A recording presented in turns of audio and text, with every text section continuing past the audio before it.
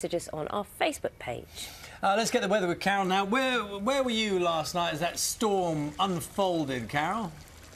Well, I was in the south, Charlie, and most of it was taking place across northern England and Scotland, as you can see from those pictures there. So it was fine. We had a beautiful sunset last night.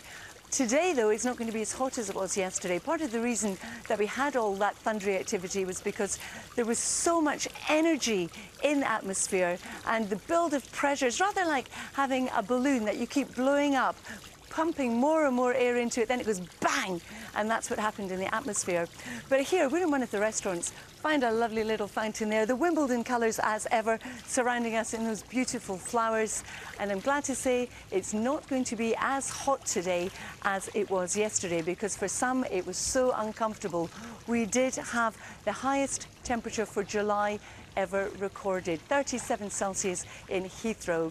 In fact, if you have a look at Wimbledon, 36 Celsius also smashed the Wimbledon fortnight record as well. But other parts of the country still getting from the mid-20s up into the high 20s.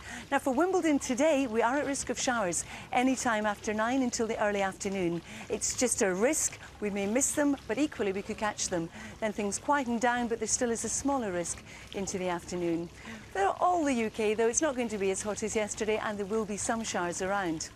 In fact, those showers are coming in from the English Channel, moving across some southern counties, the Isle of Wight, into Hampshire, heading up towards Birmingham and drifting east towards Brighton. For Kent and East Anglia, it's a drier and a brighter start. And then as we push up across the Midlands, similar story. We're back into some sunshine as we continue our journey northwards into northern England and then Scotland, although a bit more cloudy in the west of Scotland today. For Northern Ireland, beautiful start to the day, pleasantly warm, and the same holds true for North Wales. But South Wales, you'll notice the cloud building, and in the southwest, we've already got some thunderstorms.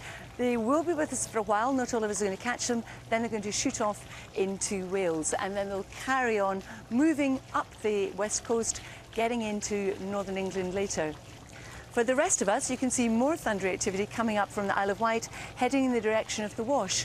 And those are the ones that are threatening Wimbledon. But in between, there'll be sunshine, rather like we have here in London. Now, temperatures today not as high as yesterday, possibly up to 25, but in any prolonged sunshine in the southeast, we could hit 28. Through the evening and overnight, we carry on with the thunderstorms by then in northern England, pushing through Scotland, then clearing the far north by about midnight, leaving clear skies behind. So it's not going to be as muggy a night, more comfortable for sleeping in tonight than it was last night. Tomorrow, under the clear skies, of course, it means some gorgeous sunshine, if you like it that way. First thing in the morning, that will prevail through the course of the day. A little bit more cloud at times, flirting with Northern Ireland, northwest England and also northwest Scotland. Temperatures, though, here we go again. We're looking at highs of 30 in the south, accompanied by high humidity. For many parts, we're looking at the low to the mid-20s at least. And then for Friday night, you've probably guessed it, bang, it all happens again. We're going to see the thunderstorms come in from the south and move northwards, Charlie and Naga. So we should see some more pictures of that, hopefully, on Saturday morning. We should do, Carol. OK, we'll catch up with you a little later on. Carol, thanks very much. Time now is 7:50. Let's go over to Steph now. And she's with youngsters who are learning how to run businesses. Morning, Steph.